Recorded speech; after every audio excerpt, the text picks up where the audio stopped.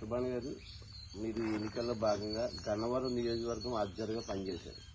అక్కడ ఉన్నటువంటి పరిస్థితులు, అక్కడ అద్భుతమైన మెజార్టీతో గెలిచినటువంటి గిడ్డి సత్యనారాయణ గారితో మీకు ఉన్నటువంటి అనుబంధం, అలాగే అక్కడ ఎలక్షన్లో మీరు చేసిన కృషి, అక్కడ ఉన్నటువంటి పరిస్థితులు, రాబోయే కాలంలో గన్నవరం నియోజకవర్గాన్ని గిడ్డి సత్యనారాయణ గారు ఏ విధంగా డెవలప్ చేయబోతున్నారు, మీకున్నటువంటి అనుభవాన్ని మాతో. ఈ పొత్తులో భాగంగా పి గన్నవరం నియోజకవర్గాన్ని జనసేనకి ఇవ్వడం జరిగింది. ఒక ఉన్నత ఉద్యోగి పోలీస్ డిపార్ట్మెంట్లో పనిచేసిన గిడ్డి సత్యనారాయణ గారికి ఇవ్వటం. ఆయన కూడా చాలా సౌమ్యుడు, మంచి వ్యక్తి, అందరితో కూడా చాలా చక్కటి రిలేషన్స్ మెయింటైన్ చేసిన వ్యక్తి అండి ఆయన.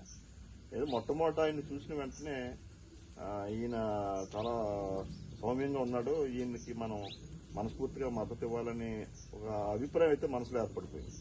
దానిలో భాగంగానే ఆయనకి సీటు వచ్చిన దగ్గర నుంచి కూడా ఆయన విజయానికి చాలా మేమంతా కూడా కృషి చేశాం.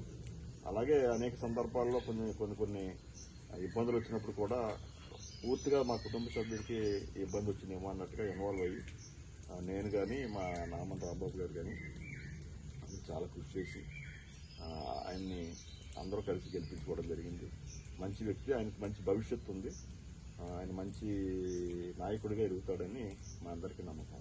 అలాగే గన్నవరం నియోజకవర్గంలో మొదటిగా మహాసేన రాజేష్కి సీటు ప్రకటించడం, ఆ తర్వాత జరిగినటువంటి పరిణామాల్లో మళ్ళీ జనసేనకి కేటాయించడం, అలాగే జనసేన అభ్యర్థి కూడా వెరీ షార్ట్ స్పాన్, అంటే నెలల వ్యవధిలోనే అక్కడ అకామిడేట్ అయ్యి, ఆ అకామిడేట్ అయిన పరిస్థితుల్లో మీ అందరి నాయకత్వంలో చాలా తక్కువ దినాల్లో అత్యధికమైన మెజార్టీతో మీరు అందరూ గెలిపించడం జరిగింది. ఆ దిశగా మీరు చేసినటువంటి కృషి, మీ వ్యూహం, మీరు అక్కడ ఉన్నటువంటి పరిస్థితిని ఎలాగా సమీకరించి అధిష్టానానికి విషయాన్ని చేరవేసేవారు?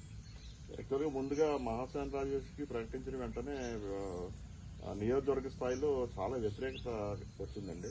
ఆ వ్యతిరేకతలో ఉన్నప్పుడు ఆ అభ్యర్థి ఇటు నాయకులతో ప్రజలతోటి మమేకం అయిపోతే ఆ వ్యతిరేకత పోయేదేమో.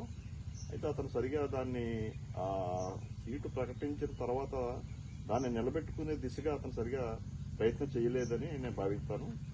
అయితే అప్పుడున్న పరిస్థితుల్లో అమలాపురం జనసేనకి, గన్నవరం తెలుగుదేశానికి అని నిర్ణయించుకోవడం జరిగింది.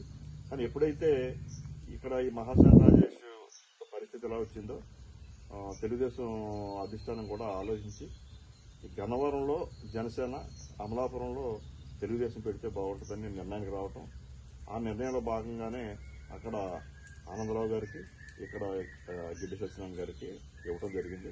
అయితే పి గన్నవరం నియోజకవర్గం దగ్గర ఉన్న గొప్ప విషయం ఏంటంటే కార్యకర్తలు చాలా మంచివాళ్ళు అండి. అక్కడ చాలా మంచి కార్యకర్తలు ఉన్నారు.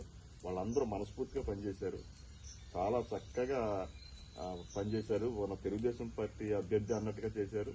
అలాగే కుటుంబ సభ్యులకి ఎలాగైతే పనిచేస్తారో ఆ రకంగా పనిచేశారు. ఇటు జనసేన, టీడీపీ ఈ రెండు కూడా ఓట్ షేరింగ్ చాలా బాగా జరిగిందండి. చాలా చక్కటి ఇక్కడే కాదు, రాష్ట్రం అంతా జరిగింది, ఇక్కడ కూడా చాలా బాగా జరిగింది. దాని మీద ఆయనకి 34,000 మెజార్టీ వచ్చింది అక్కడ. అలాగే మీరు నారా చంద్రబాబు నాయుడు గారికి, వారి కుటుంబానికి ఎంత విధేయులో, అలాగే మెగా ఫ్యామిలీకి, పవన్ కళ్యాణ్ గారికి కూడా అంతే విధేయులని మేము విన్నాం. మీరు గతంలో చిరంజీవి గారితో కొన్నాళ్ళు పార్టీ వ్యవహారాల్లో కానీ, ఫ్యాన్స్ వ్యవహారాల్లో కానీ మీరు పార్టిసిపేట్ చేశారని చెప్పని మేము తెలుసుకున్నాం.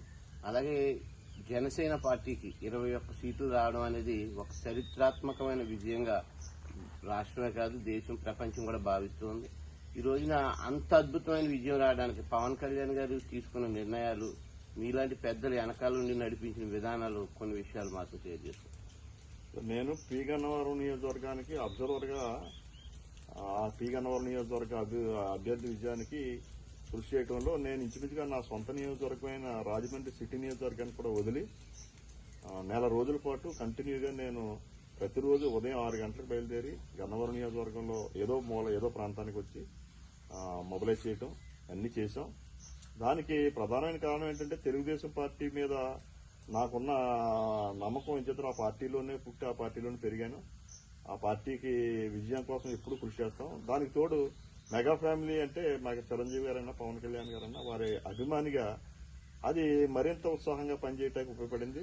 ముఖ్యంగా పవన్ కళ్యాణ్ గారు ఇటు పార్టీ పెట్టకముందు నుంచి కూడా ఆయనతో ఇంటరాక్షన్స్ అవి జరిగినాయి. చాలా మంచి మనిషి, చాలా డౌన్ టు ఎర్త్ ఉంటాడు ఆయన.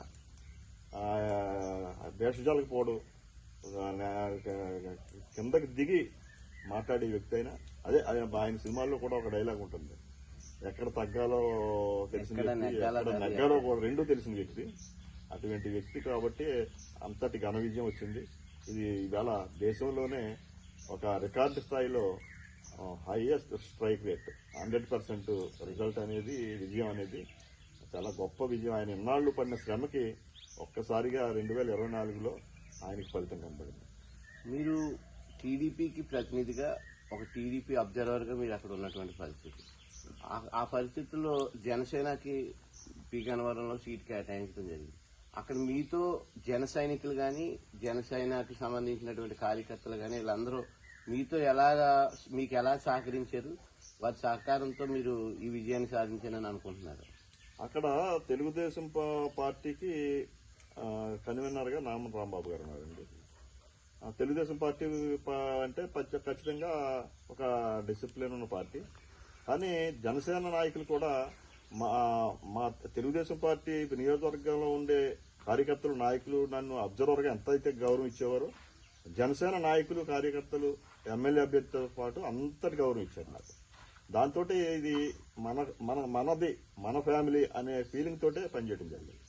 ఇక్కడ జరిగినటువంటి ఎన్నికల్లో ఒక సమిష్టి కృషిగా, అలాగే జనసేన గాని, టీడీపీ గాని, బీజేపీ గాని ఒక సమిష్టి కృషిగా పనిచేసి 164 స్థానాలు అనేది గెలుచుకోవడం ప్రపంచంలోనే ఒక స్ట్రైక్ రేట్, అంటే 56% ఓట్లతో ఒక బలమైన పార్టీ అనుకుని ఎలక్షన్కి వెళ్ళినటువంటి జగన్మోహన్ రెడ్డిని ఓడించడానికి